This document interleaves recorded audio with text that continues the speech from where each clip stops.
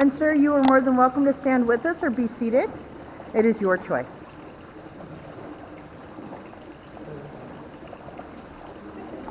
And then everyone, if you would please rise.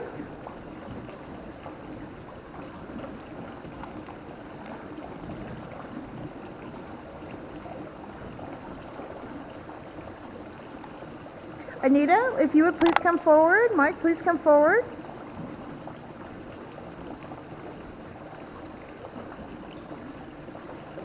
Now, Mike, at this time, you have to give up the lovely Anita. And Mike, if you could retrieve your lovely bride, please. Thank you, everyone. If you would please be seated. You're not crying yet. You're going to make it.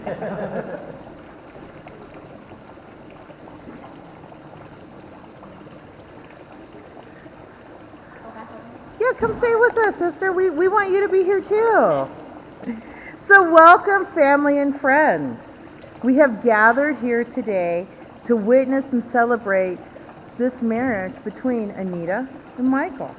And we're not here to start the beginning of this relationship. We're here to recognize this bond that already exists between them. We've come here to witness and to attest. And because we are doing that here today, we get to affirm this bond formally and publicly. And by this affirmation, that love would be empty if they could not share it between their most beloved family and friends. So thank you all for being here today. And by celebrating this love that we get to see here today, and we get to celebrate that love that's between all of us, including the love of parents and siblings, extended family, and even the best of friends. Because without that love, again, today would be far less joyous. So thank you all for being here. And a wedding is a celebration of this miracle and love that Anita and Michael have. And today, in the presence of God, we're celebrating that miracle. So here are some words that are just words, but maybe can define the true meaning of love. Love is patient and love is kind. Love is not jealous nor boastful.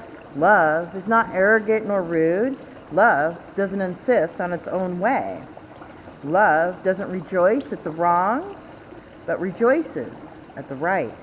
Love bears all things, believes all things, hopes all things, and endures all things. Love never fails. And learning to love one another and to live in harmony is perhaps one of the greatest challenges of marriage. And marriage is not to be entered into lightly, and to hold it into high honor at all times.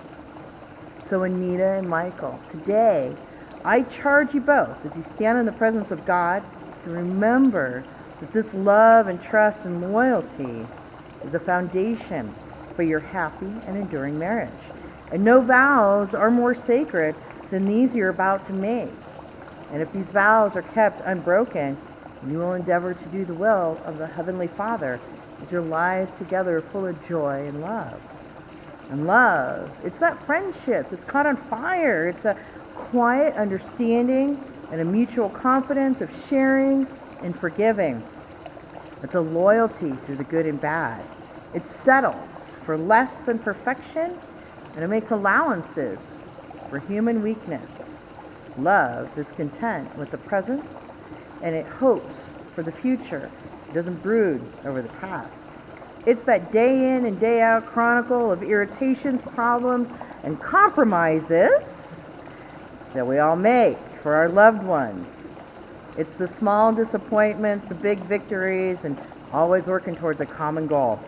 If you have love in your life, it can make up for so many things that you may lack. If you don't have it, no matter what else there is, it's not enough. So go search for it, and go ask God for it, and then share it. It is just a brief moment in time and a stroke of a pen. That's all that's really required to make this legal bond of marriage.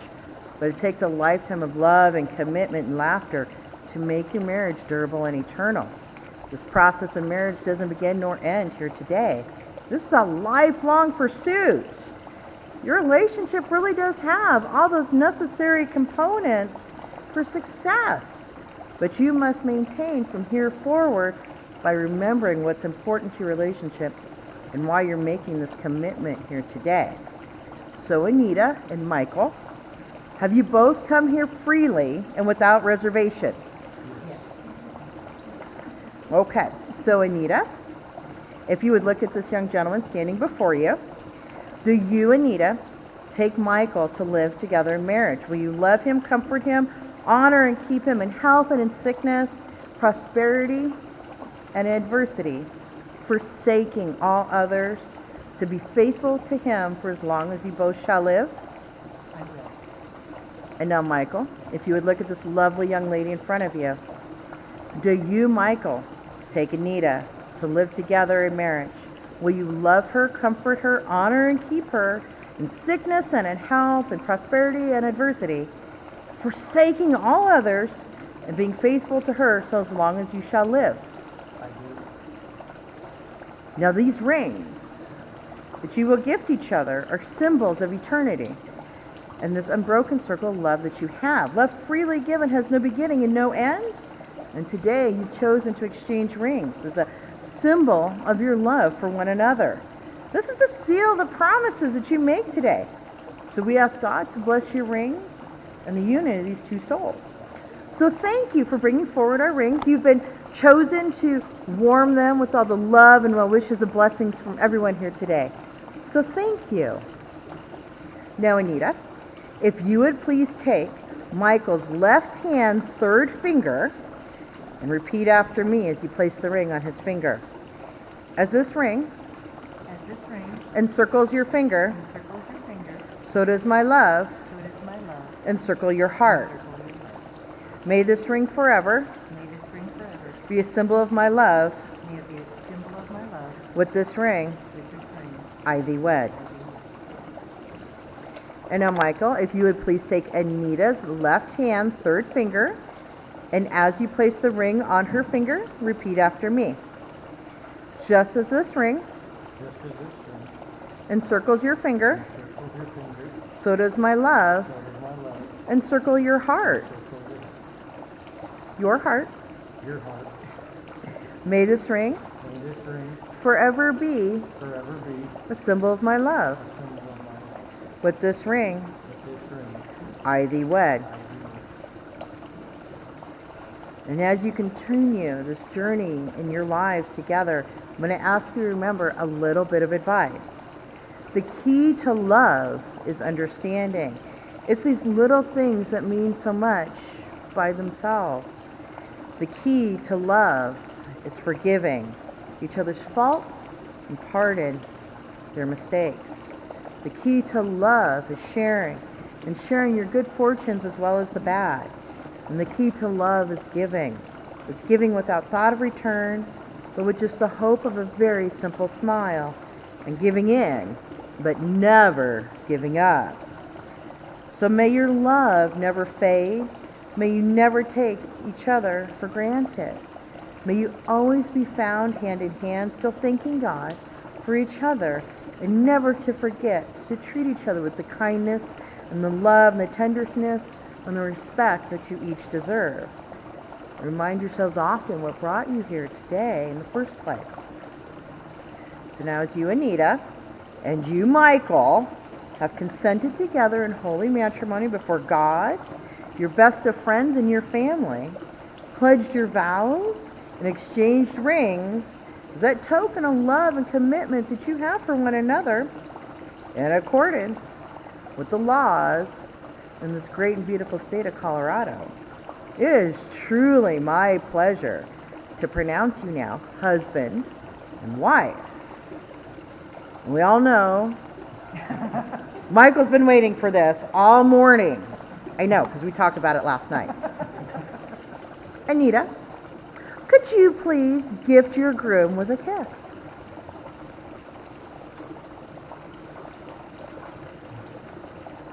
So now, my friends, if you would turn around and present yourselves to your guests, and if you could please hand her back her bouquet. It is with great pleasure to introduce this newly wedded couple. So may the Lord bless you and keep you. May the Lord shine on you and be gracious to you. And may God give you peace. So, Anita and Michael, please step forward in your new journey and lives together, my friends. Because you are now well and truly married. It'll actually follow her when she walks.